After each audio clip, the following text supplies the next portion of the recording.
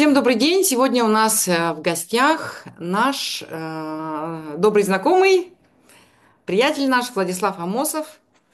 И сегодняшнее интервью мы с Владиславом посвятим происходящим событиям. Первый вопрос у меня к тебе, Владислав, по поводу увеличившегося количества погибших на войне якутян-Саха.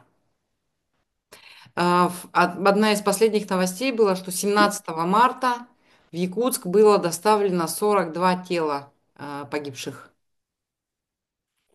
Ну, С чем доброго это утра. связано? Да. Мгм.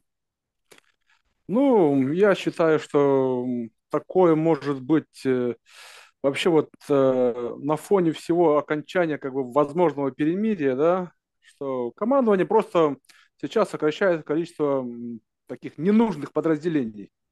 А, Ведь мало кто понимает на войне, да, что вот эти национальные подразделения, там, добровольские подразделения, Балтур 1, 2, 3, там, не знаю, сколько их, плюс зэки, они проблема. Понимаете, вот сейчас война, если перемирие какое-то будет, куда их девать, да? Они вроде как и к Министерству обороны особо не относятся, ну, они приданы, да. Ну, вот, например, взяли человека из тюрьмы, из колонии, и он там прослужил 3 месяца, там полгода. А куда его потом? Обратно в колонию возвращать? Вроде как не могут, да? А куда его девать? Ну, только что разве что отправить на мясной штурм, чтобы нет человека, нет проблем. Это старая политика российской власти, поэтому я думаю, такие большие потери связаны в том числе с этим, особенно в последнее время. В преддверии перемирия просто немножко сократить неудобных людей. Это нормальная практика для российской армии. Ну, наших же всегда же было много. Саха, М, бурятов. А сейчас просто вот ты все-таки полагаешь, что в преддверии перемирия, да, их всех прямо раненых, не раненых, мы же очень много видели этих видео, да, отправляют прямо. Даже еще не успели там эти раны зажить, да, извините, и их все равно отправляют на войну. Только с перемирием, да, это связано. Ну, я думаю, да, что как бы чувствуют, что война может закончиться, и эти люди останутся, как бы, и все эти батальоны добровольские могут вернуться к себе в регион. Это уже готовое ОПГ, прошедшие там ад, и уже ничего не боятся там. Какое? Ну, вы представьте, вот сейчас сплоченное подразделение вернется в республику, оно что, будет бояться там полиции, ФСБ или еще кого-то, да? Как бы, они могут спокойно брать под свой контроль там целые районы, улусы. Ну, как вот у нас есть же регионы, где районы, где взяли власть там уголовники. Ну, типа такого, да. Теперь будут районы, где власть взяли зетники. Вот и все. Тем более сейчас очень удобно. Можно к любому подойти, обвинить его, что он там не поддерживает СВО, там войну, там не поддерживает такого-то лидера, или что-то не так сказал, или что-то. Ну, любого можно как бы дискредитировать таким образом. Очень удобно. А власть боится этих агрессивных, там, как бы, мужественных мужиков, да, которые могут что-то предъявить власти. Поэтому проще всего их утилизировать на местном штурме. Вот и все.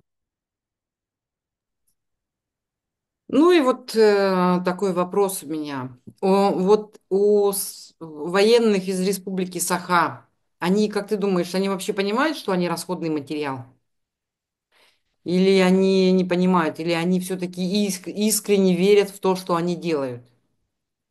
Э, Ну, часть, которая понимает, да, а часть, конечно, ну, большая часть, конечно, не понимает. Они верят в эту пропаганду, верят, что и, ну как, они вернутся, что они выживут, да, что они там станут героями. Им же мозги-то как бы засрали конкретно. И они будут до конца верить, да, что там злые нацисты и прочее разное.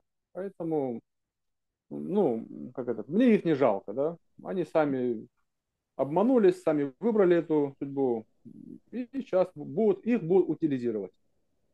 Ну, слушай, ну, окей, не жалко, но есть же мобилизованные.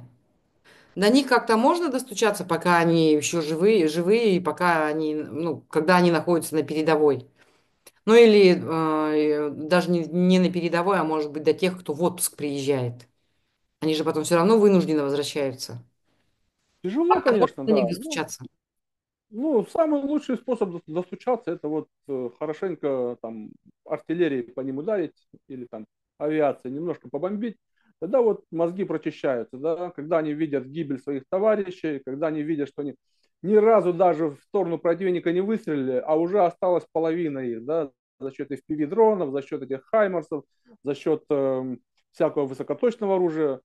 Поэтому вот они могут вот мне говорят, да, что невозможно сдаться в плен, да. Ну, в это я не верю. Всегда есть возможность сдаться в плен. Всегда. Они могут даже всем подразделениям сдаваться. Они могут там с техникой сдаваться. И отношение к ним будет совсем другое, да, чем он где-то там как бы. И они будут, по крайней мере, целы. Ну, вот это, я имею в виду без ранений. А так, конечно, когда их будут захватывать там при штурме, при там иных обстоятельствах, это всегда ранение, это всегда как бы, ну, как это, азарт боя, да, что и побить могут, и то, все. А если они сами сдаются, позвонили, им обеспечили коридор, они могут спокойно выйти, отказаться от обмена, спокойно дождаться конца войны и вернуться домой, все, как бы с чистой совестью. И у украинцев, и у мирового сообщества к ним претензий не будет. А ведь сейчас многие как бы подписывают себе такой приговор, да, что куда бы он ни поехал, вот этот шлейф, то, что он был на этой войне, будет за ним всегда.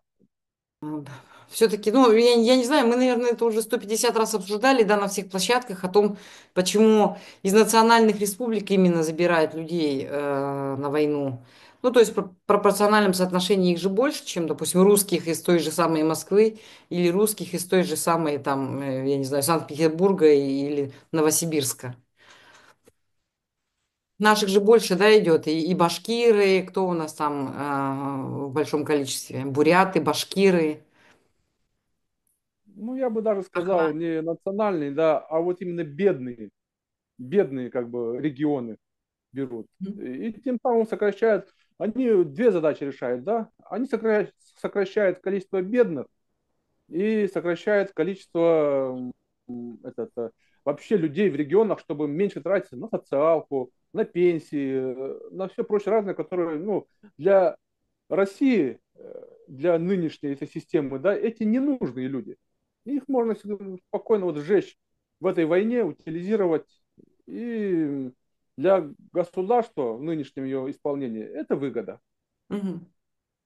Ну, слушай, ну вот мы понимаем с тобой, да, что для Москвы, вот это, Москве это выгодно, Кремлю это выгодно отправлять людей из национальных республик. Но национальным республикам невыгодно же. И они все понимают же, что чем больше людей умрет, тем, значит, будущее наше, ну, как бы, перспективы у нас все ухудшаются и ухудшаются, да, и демография падает. Кто работать будет, в конце концов? Это же рабочие руки. Как ты думаешь, почему наши власти, вот конкретно о нашей республике Саха будем говорить, почему они молчат? Почему они ничего не предпринимают для того, чтобы как можно меньше людей уходило на войну? Еще и сами участвуют в этом геноциде. Ну, это же манкурты, это же не, этот, понимаете, невозможно быть, как бы, ну, куда-то подняться в России наверх, да, и остаться со своим народом. Либо ты должен сидеть в тюрьме, либо ты должен работать на москвичей. Все. Вот всех же назначает Москва, ФСБ утверждает там, как бы, поэтому утверждает эта администрация президента. Поэтому там случайных людей нету. Если человек хоть немножко о своем народе думает, он просто не проходит этот фильтр. Вот и все. Как бы. И говорить, что там вот сидят патриоты своего народа, ну это смешно на данный момент такое говорить. Ну хорошо, если они не патриоты, то кто они? Ну, они предатели своего народа. Они просто рабы Москвы, да, которые исполняют волю вот этих ну, верхних правителей. Им дается республика, как сказать, в правление, да, в использование. Они сами обогащаются и следят за тем, чтобы в республике все было спокойно. И все. Я бы не сказал, что эти люди там какие-то там, ну, их тяжело назвать как бы, да, у раба нет национальности. Это рабы москвичей. И они выполняют свою работу вот как рабы. Их, ну, какую-то национальность им приписать сложно, потому что у раба нет национальности. У раба есть только хозяин. Вот у них есть хозяин, и они выполняют волю хозяина. Хорошо. А тогда, ну, я так понимаю, мы же говорим о тех, кто находится у власти. Но у нашей власти есть еще и оппозиция. У нас есть такие ярые националисты, как Владимир Паскачин. У нашей власти есть такие оппозиционеры, тоже ярый националист, типа там так называемые манчары Афанасий, значит, Николаевич Максимов, который все время выступает с критикой власти. Они-то почему молчат? Вообще, почему молчат? Общественные деятели у нас есть, да, тот же самый Шамаев, да. Если бы, я не знаю, Устумсу есть, в конце концов, такие вот организации национальные, да, которые якобы радеют за, значит, нашу нацию.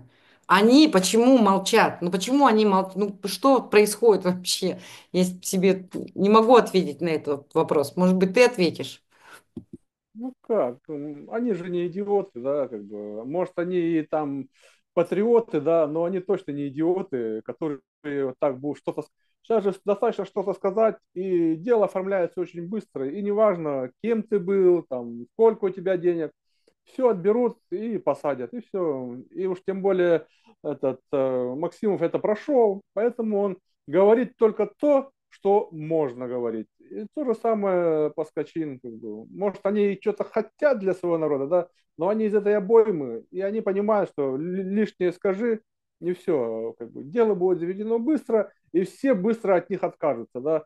Никто не будет выводить людей на улицы, там, митинговать, там еще что-то делать. Пока как бы еще центральная власть сильная, и поэтому как бы, ничего особо и не скажешь. Да, они могли бы конкретно как бы, ну, из-под тишка там разваливать, из-под тишка там как бы, делать, но мы даже этого не видим, как бы, что какие-то есть силы, которые противодействуют вот именно Москве в самой республике, хотя бы из-под тишка. Мы видим отдельных товарищей, которых никто не знает, которые только вот можно увидеть списки экстремистов, да, я сам был недавно, заглянул в эти списки, и где-то вот 50 человек имеется, и мы даже не знаем, кто они. Они уже Росфинмониторингом записаны в террористы, экстремисты. Вот это вот да. Вот они, эти люди, которые что-то попробовали сделать, их быстро закрыли. И они даже, и мы их, о них даже не узнали. Так что чтобы что-то говорить, надо либо быть за границей, либо надо как бы уметь противостоять этой машине, которая под названием Российская Федерация. Ну, посмотри, не обязательно быть за границей. У нас же есть примеры, когда внутри России люди сопротивляются. И открыто сопротивляются. Посмотри, вот в Бурятии, да, женщины. Низовкина правозащитница и Филонова. Да, Филонова даже отказалась, значит, не согласилась на помилование от Путина. И тем самым она показала, что она вообще думает о Путине. Да? У нас есть примеры очень сильного сопротивления в Башкортостане. Очень мощное сопротивление, да, сколько политических заключенных. Фаиль Алсынов, ну вот это то, что у нас на слуху, да, Рамиля Саитова, да. Потом у нас, ну, вообще есть такие люди. А посмотри вот на этого 66-летнего, уже мужчина в возрасте, диссидент. Я не помню, Ну как да, его.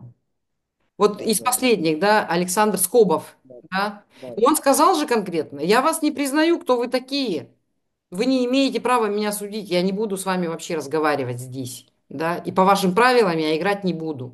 Я не боюсь ни вас, ни тюрьмы, ничего. Есть же такие люди, у нас-то где они? Ну вот был Габышев, Ну, да, был Айхал Амосов, да, была ну, Сулустаном Иран. А остальные-то где? Даже те, кто уехал за рубеж и находится в такой относительной безопасности, да, даже они молчат. Что происходит вообще? э, есть у нас, понимаете, мы просто о них не знаем, да.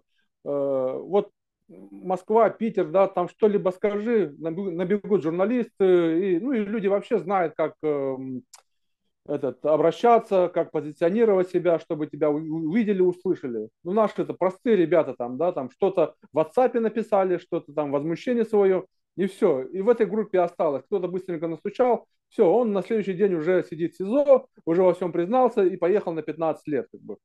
И я думаю, что сейчас уже достаточно много. Ну, смотрите, даже вот из последних уголовных дел посадили несколько человек, которые собирались ехать в Украину, воевать на стороне Украины. Там, в республике, поймали. И сколько этих сочувствующих там уже выловили, заставили извиняться, кого-то даже посадили.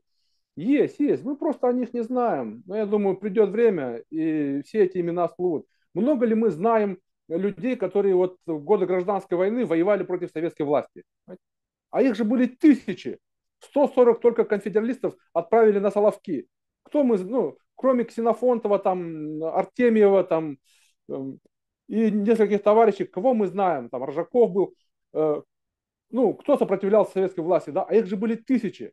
И то же самое происходит сейчас. Как бы, что ни говори, да, но ФСБ местное умеет работать и умеет использовать людей, которые, ну, идут и стучат, да, как бы, вот, вот, вот.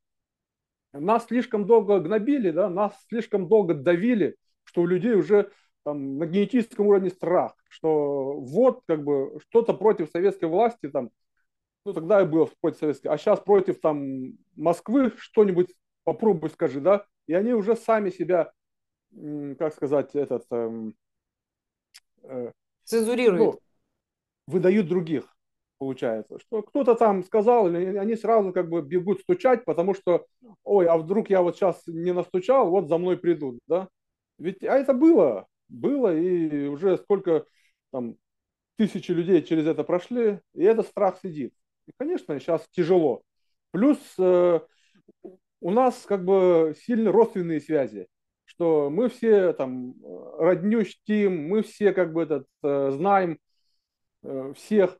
И, конечно, там чуть что начинается давление на родственников. И это тоже останавливает людей. И, и я почти уверен, да, что вот это все копится, и как только власть ослабнет, у нас в республике будет просто вот по сравнению там с той же Бурятией, по сравнению с Башкирией, у нас будет гораздо больше крови и гораздо больше ненависти. Если там еще как-то позволяется вот этой ненависти, вот этой несогласию как-то выплескиваться, как-то что-то, а у нас же полностью зачищается вся поляна. И вот я, ну, как это, не завидую вот этим всем полицейским, ФСБшникам, там, администрации президента, там, чиновникам, которые сейчас просто пьют кровь народа, да, и когда это, ну, вот эта вся ненависть на них выльется. Мгм. Сейчас. Кстати, да, значит, о том, что они пьют кровь народа. Ты видел последний этот молодежный фестиваль Мусустар? Ну да, в Там, новостях да, видел. то, что вот у нас тоже было опубликовано, да, мы делали видео небольшое. Это вообще что такое происходит? Такая милитаризация, мы даже его сравнили с нацистской Германией, да, конца 30-х годов, когда тоже молодежь, вот эти вот Гитлер-югенды, да, дети Гитлера, да, тоже выступали, всякие соревнования, фестивали были, и все было посвящено, ну вот в таком милитаристском угаре, да, все было посвящено предстоящей войне. Вот это было очень, мне кажется, похоже. Ну да, так и есть. Ну, прямые аналогии с Германией идет. Мы все прекрасно знаем, чем это закончилось. И это закончится тем же самым. Поэтому тут я даже не удивлен, что такая истерика идет. Все империи заканчивали так. что перед концом вот эта истерия, война до победного конца, война до, война до последнего немца. Ну и, ну что ж, как бы, если народ позволяет себе это, ну он как бы получит свое наказание в Мгм. виде разбомбленных городов, как говорится, и какого-то, ну, мы и так отстаем, конечно, от всего мира, да, а это отставание сейчас после этой войны будет еще больше. После этой всей разрухи, которая пройдется по территории России и по территории республики, наше отставание будет еще больше. И нам понадобится гораздо больше сил, чтобы выйти на достойный уровень жизни потом. Мгм. Слушай, а вот тоже, да, вопрос такой. А стоит ли прощать? Многие говорят о том, что вот тех, кто конкретно не был связан с убийствами людей, да, и вот у Руслана Габасова тоже было такое видео на канале, да, что стоит прощать людей, которые работали на власть, ну, как бы у них не было иного выбора, да, и, возможно, их в будущем не стоит сильно наказывать. Вот как ты к этому относишься? Что с ними делать-то? Ну, АСН, понятно, да, Николаев, а все остальные, Z-пропагандистов очень много. Вот, ну, а что с ними делать-то? Их же много таких. Да, у меня решение простое. Вот как бы после войны же в Германии тоже проводилась денацификация, да, и тоже будут работать комиссии по денацификации. Особо рьяных решение простое. Как бы. Вот как всех немцев вводили в концлагеря, и также всех вот этих зетников, да, э, отправлять в колонию поселения в Украину. Все. И пускай они там разминируют, восстанавливают эти разрушенные Бахмут, Авдеевку, там, Покровск, для тех, которые там менее замараны, просто экскурсии, да, просто общение с этими жителями, да, что, ну, как этот, чтобы они поняли, что с кем они воевали, за что они воевали. А у тех, которые воевали, сразу вот по закону Украины, да, пускай не будут они там сидеть там в лагере где-то там что-то, вполне там, ну, как колония поселения, да, вот они прям приезжают в этот Авдеевку и строят там дома, дороги, восстанавливают все. Вот сколько им надо будет времени? 5 лет, 10 лет. Вот они там живут, может, хоть семьями там уезжать, это все строить. И все. И вот как они искупят ту вину перед украинским народом, они имеют право вернуться назад. Вот и все. Я считаю, это простое решение. Мы даже будем готовы все это оплатить, чтобы они туда поехали, это все восстанавливали. В любом случае мы будем платить репарации. Но как бы, вот эти деньги как раз можно вот вложить в восстановление Украины руками этих людей, которые ее разрушали. И все. Ну да, согласится ли только Украина видеть у себя на своей земле бывших оккупантов? По-моему, это очень тяжело вообще будет, на мой взгляд. Ну, так они же будут с ними работать тоже. Они будут показывать, они будут за ними следить, чтобы они хорошо строили, хорошо разминировали. Я думаю, будут созданы целые воинские подразделения, которые займутся разминированием, там, строительные батальоны, которые будут все восстанавливать. Мгм. И Украина будет решать, да, что вот сделали вы достаточно или нет. Вот и все. Мгм. Ну да, Я это вижу, у нас я тоже вижу должна быть такое большая решение. работа. У Да. нас тоже должна быть большая работа по признанию этих людей виновными, да? Какие-то определенные суды, там, я не знаю даже, как это должно выглядеть вообще на самом деле. Да А, это просто. Как бы, они да. просто передают украинской стране по спискам и все. А Украина уже решает, что там они восстанавливают эту Украину, должны сделать это искупление, и тогда они свободны. Вот Мгм. и все. Мгм. Ну, мы сейчас уже затронули, да, нашу любимую тему распад России, наша будущая независимость. Как ты думаешь вообще, ты с таким, мне кажется, сожалением говоришь о том, что вот да, людям приходится, значит, молчать, и мало, мало, наверное, таких, а, которые, ну, я не знаю, я не помню, там, за независимость, да, или там против Кремля согласны сейчас идти.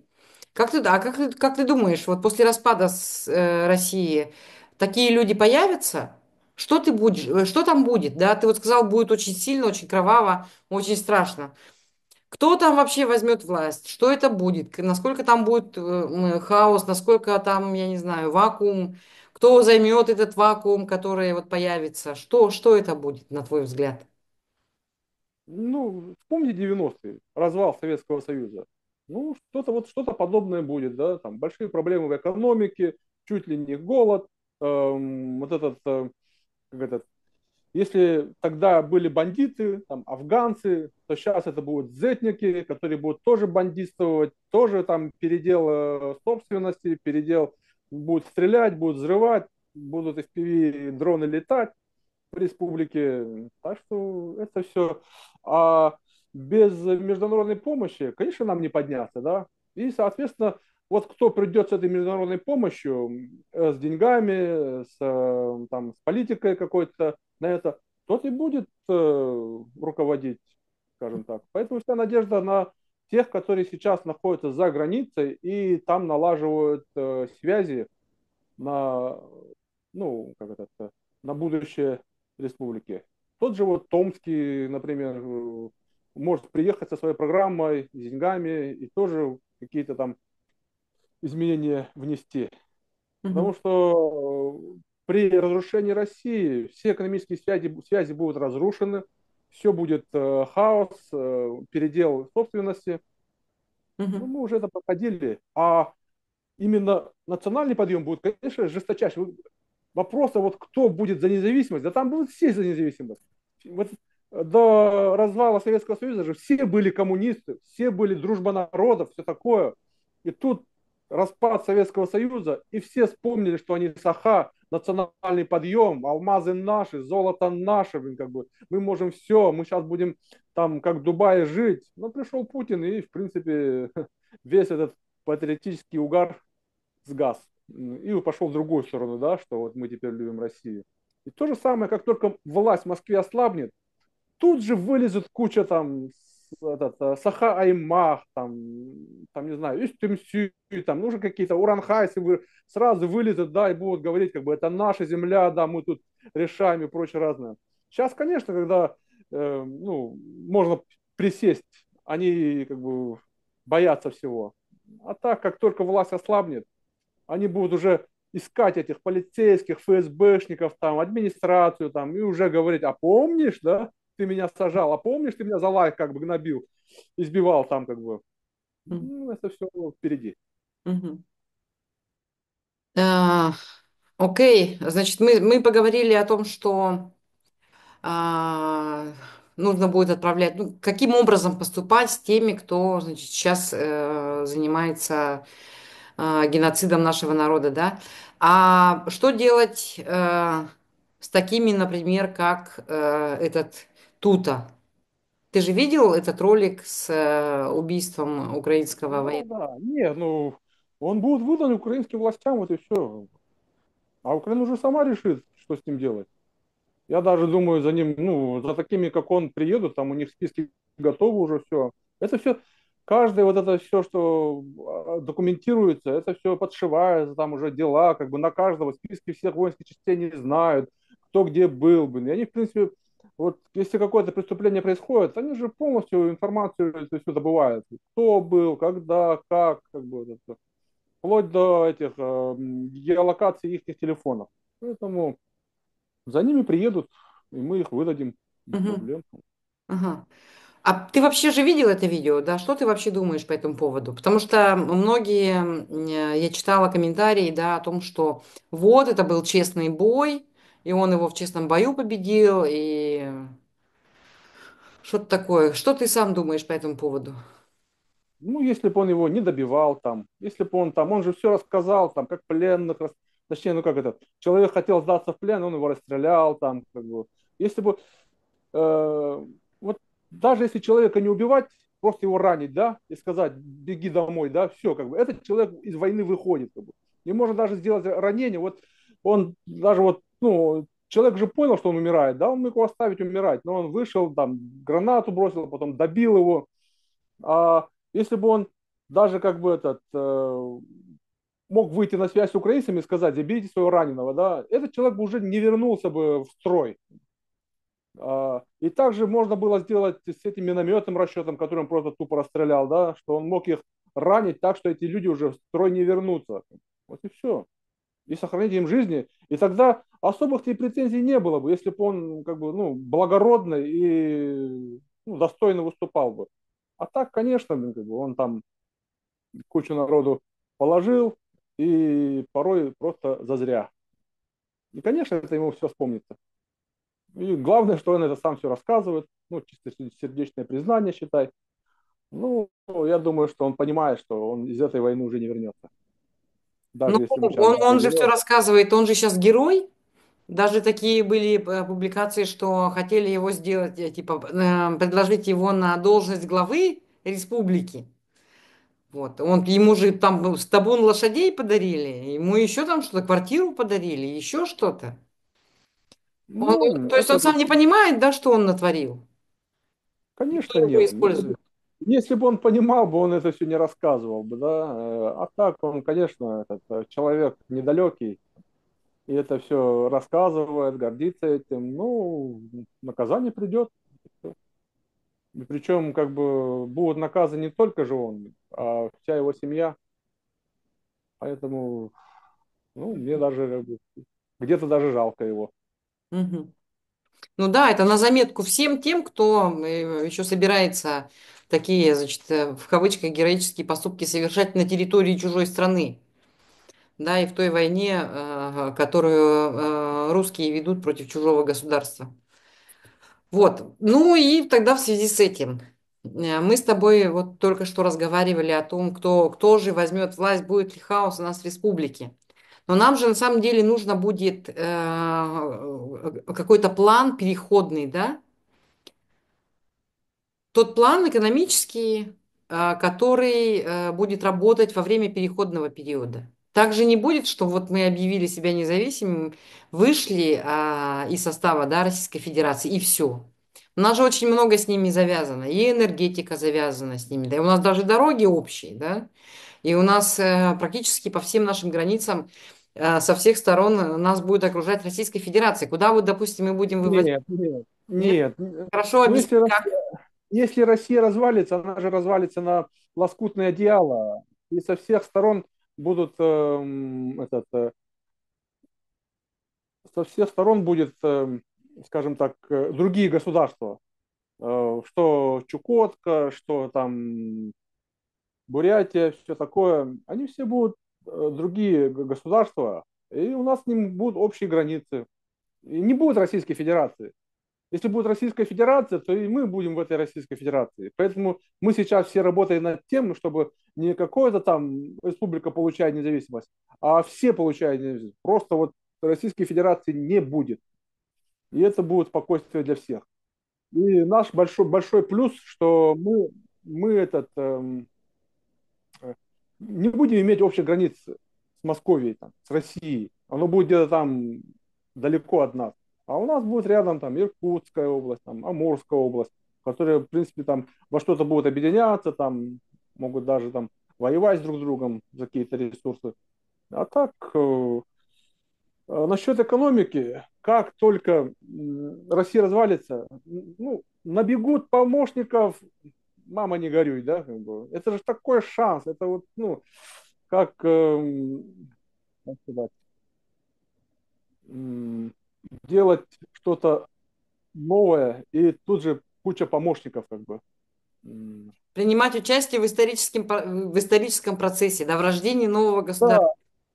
да, и мы тут же окажется, что у нас есть куча этих саха за границей, которые чего-то достигли, что-то знают, что-то умеют, и они тут же как бы вспомнят, что у них есть родина, вспомнят, что у них есть деньги, что у них есть связи, и другие тоже государства тоже будут очень заинтересованы, чтобы ихние как бы представители поехали туда помогать, там, восстанавливать. Ну, тот же яркий пример, что когда рухнул Советский Союз, да, во всех республиках тут же появились консультанты, тут же появились помощники. Там. Даже к нам же приехали турки основывать школы, приехали корейцы, там, как бы. что каждый был заинтересован продвигать свое. И тут главное только как бы, ну, выбрать нужную сторону, да, и не давать какой-то стороне там сильно на себя перетягивать одеяло. Дружить, получать лучшее от всех. Ага, ага, Я говорю, там для судебной системы мы можем пригласить Финляндию, там, для экономической системы мы можем пригласить Америку, там, для каких-то технологического развития можем пригласить Японию, там, Южную Корею. И вот так вот, как бы, сталкивая крупные государства интересами на нашей территории, мы можем выиграть. ага. Ну, не сталкивая интересами, наверное, да, а просто приглашая к сотрудничеству крупные государства. Ну, они в любом случае будут сталкиваться. Они каждый же будут хотеть, как бы, например, осваивать то или иное месторождение, там, развивать какие-то технологии, да. И на этом мы можем сказать, эти предложили такой вариант, эти предложили такой вариант, да, как бы этот. Можете предложить лучше, то мы, конечно, выберем вашу сторону. Дешевле, там, лучше для экологии, там, будете обучать наших, как бы, наши кадры. И на этом можно сыграть. Мгм, мгм, И очень хорошо развиться быстро. мгм. А как ты относишься к Айсену Николаеву, ну, вообще к его политике, к тому, что он делает в республике? Да я никак ни к нему не отношусь. Это же просто этот, цепной пес Москвы. Вот и все. Как бы, ну, как к нему можно относиться?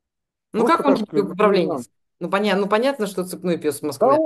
он не управленец, он просто человек, который выполняет там волю администрации президента России, да, как бы все. Ему сказали там алюминий, там чугуний, и никакого как бы никаких других вариантов. Все, как бы. Потому это просто вот марионетка Кремля, которая, да, которая типа изображает, что он местный, на самом деле это просто человек, назначенный Москвой, выполняющий волю Москвы. Все. И при этом, ну, конечно, ему отдали республику этот накормление, и он не забывает о себе. Воровать для себя и для своих близких. Вот и все. Мгм. Вопрос у меня такой по поводу ареста журналистки Саши Александровой. В курсе ли ты этих событий? И у меня вот вопрос конкретно по ней. Почему ее связали с этим бывшим, по-моему, там было написано высокопоставленный чиновник, ныне бизнесмен, некий Данилов, да? Почему ее связали с ним? Я плохо понимаю. Это что, попытка убрать человека, который мешает неугодный, да? Ну, непонятно. Что ты думаешь по этому поводу? Ну, это просто под шумок решили еще разобраться с политическими оппонентами. Вот и все. Это же, ну, я не думаю, что там какая-то помощь есть, там какое-то движение идет. Просто решили, что есть человек, и а, также могли, ну, к этой журналистке привязать любого человека, абсолютно рандомного, и сказать, вот как к тебе, как ко мне привязывали Обедина, да, как бы, что мы его знать не знаем, но почему-то он оказался в одной лодке с нами. И то же самое, они могут взять кого угодно и в одну лодку посадить, сказать, вот они вместе и ату их, да. Просто этот человек, наверное, там имеет свои взгляды, более, ну, как это, отличающиеся от этой, и чем-то не угодил местным чиновникам или ФСБшникам, но взять они его не могут, но как надо заморать. Вот Ага. и они используют это. Ну, то есть, получается, у них, вот насколько я знаю, да, этот вот чиновник, о котором говорилось, там говорилось об одном, но я так поняла из нашей переписки вот с этой вот с агентшей, да, ФСБшницей, что речь идет совсем о другом Данилове. Данилов, речь идет конкретно о Александре Джуровиче Данилове, бывший, значит, депутат, он директор бывший Центрального кинотеатра, да, и сейчас он руководит вот этими стрельбищами, вот не помню как название, там, где готовят снайперов на войну в Украину. Он директор этого стрельбища. Вот. Не, ну там, И, там даже может быть и многоходовочка другая, он же еще муж Майи Даниловой, как бы, которая на секундочку была министром финансов республики. И Мгм. сейчас она там советник. Вот, просто идет Но это там другой какая-то... Данилов. Это может быть просто борьба, как бы бульдогов под ковром. И вот у них свой передел внутри республики. Бюджетных денег все меньше, ну, денег меньше, возможностей меньше, пирог уменьшается, и надо устранять конкурентов, которые могут там претендовать на какую-то часть пирога. Ну, в общем, как-то все запутано. Будем следить за новостями, посмотрим, кто из этих Даниловых, в общем, кого из этих Даниловых привяжут, посадят в одну лодку с Сашей Александровой. Плохо так, конечно, говорить, Абсолютно, да, но... да, мне абсолютно это не интересно, вот эта грызня как бы внутри, да. Интереснее будет, когда эта грызня, когда уже ну, замаячит независимость, вот тогда уже пойдет настоящая грызня. Но, с другой стороны, это же тенденции. Это значит, нужно приготовиться остальным, да, тем, кто там находится в республике у власти. То есть любой из них может оказаться в одной лодке с экстремистом, с любым. Так же получается? Они всегда к этому готовы. У них активы за границей уже, квартиры куплены, дети вывезены, уже запасные аэродромы готовы. В отличие от простого народа, у них все будет хорошо. Они уже все, если они, у них может быть только один минус, да, что они не успеют убежать, их схватят, да, и растерзают там простой народ там или те, кого они когда-то обидели. А в основной массе-то сели на самолет, тем более сейчас заказать какой-то там частный самолет, бизнес-джет или сесть, прыгнуть в машину, уехать, это ну, не проблема, скажем так. А уже потом, да, что их там будут искать, там как-то доставать, пытаться. Мгм. Но я думаю, что То у есть ты них думаешь, все они по сценарию готово. этого Януковича, да, убегут? Да, да, не, ну, они все понимают, что в случае развала России у них как бы, ну, все будет плохо, да, что им припомнят все. Поэтому они, конечно, запасные аэродромы у них готовы. Мгм, мгм. Хорошо. Тогда скажи, пожалуйста, давай мы им подскажем, да, когда бежать? Когда им, да, значит, быть готовыми покидать Республику Саха и вообще Российскую Федерацию? А, Ну, то есть, проще говоря, когда, на твой взгляд, закончится война? Мы с тобой года два назад, наверное, тоже, когда писали интервью, мы с тобой разговаривали, и ты говорил, я помню, года три, ты говорил минимум, ну и 5 лет давал такую среднюю, да, цифру. Сейчас, как ты думаешь, поменялись твои взгляды или нет? Когда нет, закончится война? война закончится только когда в России наступит экономическая катастрофа и Россия развалится. До тех пор война будет идти. Поэтому вот этот самый главный сигнал – это гуманитарная катастрофа. Когда не будет света, когда не будет продуктов, когда все начнет рушиться, вот эти экономические связи, когда начнутся катастрофы в ЖКХ, в энергетике, вот тогда надо бежать, да, и все. Потому что им есть куда бежать, а простым людям бежать некуда. И они, да, они будут это стойко, ну, как бы терпеть это, а так Ну подожди, ну то все есть же еще пока ничего не говорит о том, что в России наступил экономический кризис. ну как? Ну, посмотрите, какая инфляция. Посмотрите, какая процентная ставка банка, да? Когда она такая была, да? Ну, посмотрите ставки по ипотеке. Ну, вы что, как бы, это, это в стране, в которой у экономики все хорошо, сколько тратится на войну, да? Сколько осталось этого стабилизационного фонда. Ну, просто элементарно же, да, что вот насколько обесценилась зарплата, насколько все подорожало. Это же все как бы, ну, рано или поздно чем-то закончится, а она закончится одним. Это вот полностью разрушением экономики, выходом России из войны и развалом, да, проигрыш полный. Других И я сценариев нет? считаю, это будет как бы достойным наказанием за всю эту развязанную войну. Другой сценарий, ну, может быть еще хуже сценарий, да, то, что как бы Россия вяжется там, в ядерную войну, и по ней прилетит ответка, и все как бы. Ну, в России нет столько сейчас ядерных зарядов, чтобы кому-то что-то угрожать, да, что в отличие от России, американские, там, французские, английские ядерные заряды, они эксплуатируются и хранятся хорошо. А у России не факт, что там половина взлетит. А та, которая половина долетела, взорвется. потому что для обслуживания, там, для контроля нужны суперкомпьютеры, нужны средства, которых у страны нету давно уже. И сейчас РВСН это ну, как, достаточно печальное зрелище. Мгм. Плюс сколько человек просто откажется выполнять какой-либо приказ там, потому что они понимают, что иначе вот, ну, это гибель страны. Мгм. Ну, а какие еще могут быть варианты, да, что Россия захватит Украину, там, Эстонию, там, награбит, там, и, там, станет богаче, там, или, не знаю, захватит Казахстан. Ну, это же невозможно, да, Нет, как бы. почему? Есть сценарии, когда она просто прекратит войну. И, ну, например, конечно, это, конечно, из области фантастики, да, закончит войну и все отдаст. Или закончит войну и, значит, станет Северной Кореей, ну, просто закроется, да. Воевать-то не будет, но закроется, как Северная Корея. Такие варианты тоже есть. Плохо, Ну, конечно, для нас, но, ну, Северная Корея, это же гуманитарная катастрофа, там люди регулярно голодают, да, но они не там люди, возмущаются.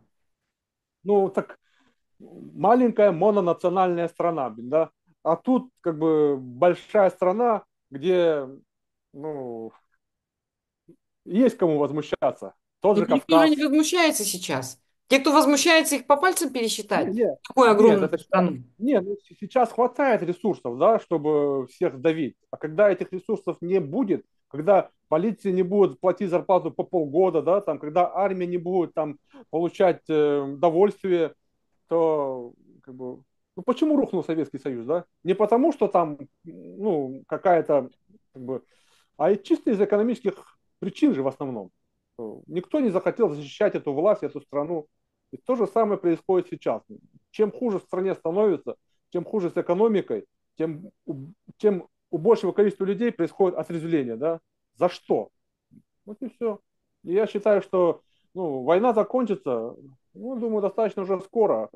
Есть уже все признаки, что экономика России уже ну, подходит к краю. А если еще и помочь всякими дронами, диверсионной работой, то я думаю, этот процесс пойдет еще быстрее. Ну сколько? Ну, Просто мы, не могу извини сказать. за такой вопрос, да, Да, просто да. все ждут, когда же наконец-то это все закончится. Ну, я думаю, года еще два это займет весь развал. Даже сейчас, если перемирие объявят, это же все равно машина, ну, как, страна поставлена на военные рельсы, она продолжает клепать оружие, она просто сделает передышку, там, полгода, год, как бы, и снова нападет на Украину, чтобы решить окончательно этот вопрос. Или там нападет, чтобы сделать коридор в Калининградскую область, потому что Калининградская область сейчас уже очень сильно сепаратистские тоже настроения, потому что все блокируется, регион приходит в упадок, хотя это был очень цветущий, очень богатый регион, и России нужен коридор туда. И она вяжется в войну с НАТО, и этим тоже все закончится. Но в любом случае закончится все гуманитарной катастрофой. Поэтому я всем советую, да, закупать спички, соль, сахар, там, готовиться к каким-то вот тяжелым временам, пока за границей нам не поможет. Мгм. Надо нам в республике закупать генераторы, да? Потому что у нас холодно же, кто нас будет отапливать? Ну, генераторами Или переезжать в частные дома с печным отоплением. ну, я говорю, всегда вот э, все, которые вот местные, они спокойно могут, у родственники есть, дома есть, и у них, ну, они все знают и умеют. А вот приезжее население в основном массово уедет. Вот и всё. Мгм. Как в 90-е годы уезжали люди, закрывали целые поселки промышленные. Ну, так же, тот же процесс будет происходить при развале России. Мгм. Точка невозврата, после которой распад России станет неизбежным. Но ты уже сказал, да, в принципе, да, точка Да, да, невозврата. да. Это то, что Россия, когда достигнет она экономического, глубокого кризиса экономического. Слушай, ну вот по поводу того, что Россия сейчас зарабатывает и ситуация у нее становится хуже, но тем не менее она же продолжает торговать с Европой. Европа же Да, до сих пор не перекрыла поставки газа. да, не, ну через Турцию идет, да, как бы ну, через Украину уже, да, перекрыли. А, нефтепровод есть через Калининград, который идет в Польшу. Ну, что-то еще остается, но по факту это же, ну, не то, что было раньше, да. Мгм.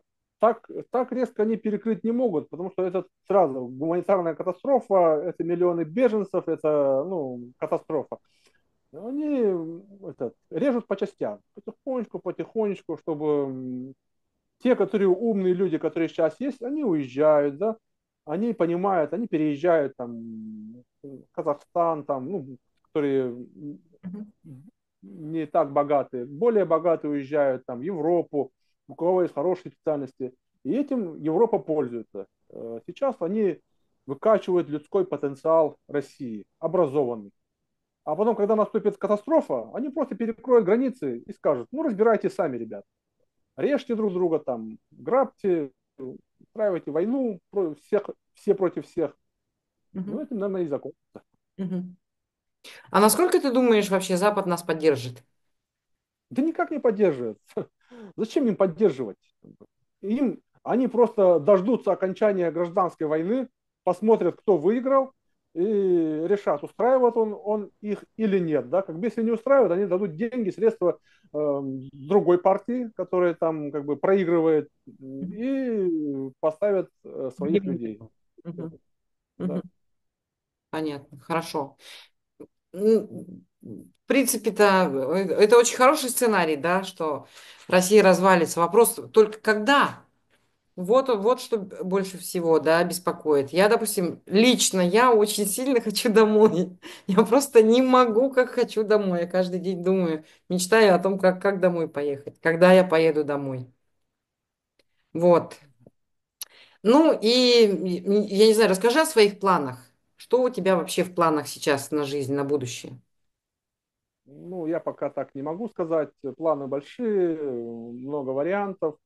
В любом случае, я продолжаю бороться, продолжаю сражаться. Война идет, и я там непосредственно участвую. Поэтому, где бы я ни находился, я продолжаю борьбу. Так что сейчас у меня впереди много планов, много изменений.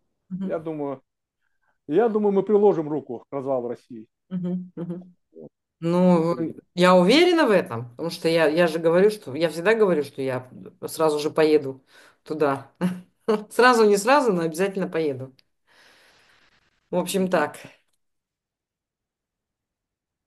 Есть у тебя напоследок какие-то пожелания тем людям, которые уехали из Республики Саха, и тем людям, которые остались в Республике Саха? Ну как, могу сказать только вот банальные слова, да, что ночь темна перед рассветом, что надо готовиться, надо поддерживать друг друга. Тем, которые за границей, да, надо готовиться к гуманитарной катастрофе, что нужно будет спасать тысячи саха, которые рванут за границу, хотя бы детей, да, спасать, готовить шелтеры, готовить деньги на это, думать о том, что завтра, там, ну, не завтра, там, через полгода, через год вдруг тебе позвонят и скажут, там, надо бежать, да, можешь принять, там, и поэтому, ну, прикидывать, да, где можно организовать шелтер, где можно там разместить людей. Первое, как организовать логистику. Тем, которые находятся внутри, надо готовиться к гражданской войне, заготавливаться, там, иметь частный дом с печным отоплением, готовиться к тому, что не будет электричества, не будет газа. Это все, ну, в принципе, все в 90-е это проходили, да, что бандитизм оголтелый, будут там как бы те же эти зетники сбиваться в банды, ходить грабить население, полиция самоустранится, ФСБшники все сбегут. Ну вот что-то подобное нас ждет. Хотя в это никто не верит, да, но то, что в 90-е, там, ну, 80-е никто не верил, да, что будет такой разгул преступности, например. Все же советские люди, там, дружба народов, там, и тут бах тебе, да, как бы этот, война там и прочее разное, там, все друг друга режут, пытают, там, вешают, топят. Ну и то же самое, как бы. Когда отключается электричество, нету еды, люди быстро да, ну, Приходит звереют. чувство. Да, ну, не то, Звереет. что звереют, да, звереют, опускаются и начинают творить любую дичь. И это все вполне возможно. Ну, не то, что вполне, а это будет обязательно, да, могу сказать. Есть ли у нас надежда на то, что Республика Саха не просто будет независимым государством, я об этом сейчас не говорю, да, это как бы само собой подразумевается. А есть ли у нас надежда на то, что Республика Саха когда-нибудь станет прогрессивным государством, очень развитым, с развитой культурой, с развитыми, я не знаю, технологиями? Это все зависит от нас. Да? Вот яркий пример. Вот есть Южная Корея, есть Северная Корея. Мы можем у себя в республике построить и Южную Корею, и можем построить Северную Корею, да, что там все поклонятся какому-то вождю, там, или же мы можем построить. Так что все зависит от нас Мгм. и как бы, насколько мы ну, для себя решим. А так, конечно, на данный момент тяжело как что-то предсказать, как закончится эта гражданская война, да, что какой-то диктатор захватит власть, и будет ли у него достаточно ума провести все реформы, чтобы народ развивался, либо он обогатит свою семью, и народ как бы уничтожит, ну, оставит в нищете на голой земле, и все отдаст там как бы, ради обогащения личного. Либо же он проведет реформы, там, судебную, административную, реформу медицины, образования, и республика в течение там, одного поколения, там, 10, там, 25 лет, может просто стать вторым Дубаем, Мгм. ну, Саудовской Аравии. По развитию, да? А Да, по демократии-то я бы хотела, наоборот, я вижу республику такую, вот, допустим, как, я не знаю, Соединенные Штаты. По демократическим, по развитию демократических институтов, там, свободы слова. ну, это гораздо сложнее, да, это гораздо сложнее. Вот гораздо проще сделать всех богатыми, всех там, как бы, всех Всех своих машины, хорошие родственников. дороги, то все. Нет, нет, я имею в виду, что для всех, да, вот как в Саудовской Аравии все арабы живут хорошо, и только приезжие вкалывают, да, но их реально тоже мало, как бы, населения, и кругом песок, и очень жарко. И то же самое у нас это достаточно легко сделать, да, что у нас как бы достаточно хватает богатств, и сделать, что все там местные, которые живут, они все вот в золоте и в нефти купаются, а работают в основном там вахтовики приезжие. Мгм. А вот так, чтобы сделать, чтобы ну, каждый себя ощущал гражданином и ну, как этот, был свободным человеком, это гораздо сложнее. И сколько это времени займет, я не представляю. Это, конечно, можно это сделать быстро, приложив большие силы для этого. Но найдется ли у нас такой лидер для этого? Вот в чем вопрос. Это же, ну как, пример Сингапура, да, что он либо обогатить друзей и оставить народ на голой земле, либо как бы, посадить друзей и чтобы народ жил хорошо. Ну, Сингапур я бы не стала приводить в пример, потому что Сингапур вообще это диктаторское государство, несмотря ни на что. Несмотря на то, что они очень хорошо живут, богатое государство, да, очень быстро развивались они, да, за 30 лет они стали очень богатым государством. Но, тем не менее, это диктаторское государство. Ну, Да, но у авторитарное. них, у них свобод гораздо больше, чем у всей России вместе взятой. Я так считаю. Да, может быть. М, Все, Влад, спасибо большое. На этой, я думаю, оптимистической ноте мы с тобой закончим сегодня интервью. И я надеюсь, мы с тобой давно не виделись. Я надеюсь, мы с тобой будем встречаться как можно чаще у нас на нашем канале. Хорошо? Ну, это все зависит от того, от моей будущей как бы занятости. Ну, Мгм. будем надеяться, да, что все Да, я получится. надеюсь, у тебя будет на нас хватать время. Спасибо большое. Спасибо. Да, до До скорых свидания встреч. всем. Да.